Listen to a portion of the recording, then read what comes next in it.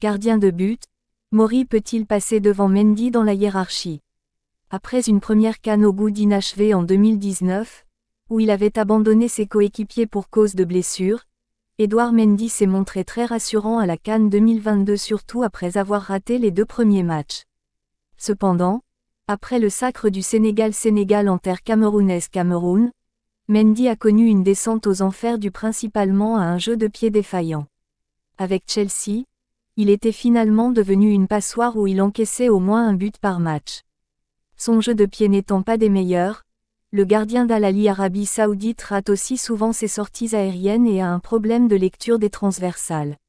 Sur les corners, il reste souvent figé sur sa ligne de but pour finalement ramasser le ballon au fond des filets. En somme, depuis sa bourde face à Benzema France, Edou semble avoir subi un trouble psychique qui fait qu'il a perdu confiance en soi et ne prend presque plus jamais les bonnes décisions. Sur certaines actions, on a l'impression qu'il s'absente du terrain. De l'autre côté, Seny Dieng même s'il a un très bon jeu de pied n'est pas rassurant sur sa ligne. Contre le Bénin, il a encaissé un but alors qu'il était presque collé au poteau droit. Un excellent gardien aurait détourné cette frappe d'une claquette de la main gauche. Le gardien de Middlesbrough avait voulu sortir le ballon avec sa main droite. D'où la question à savoir s'il ne serait pas mieux de titulariser Maury Diaw dans les cages. Le gardien clermontois a fait ses preuves contre le Brésil.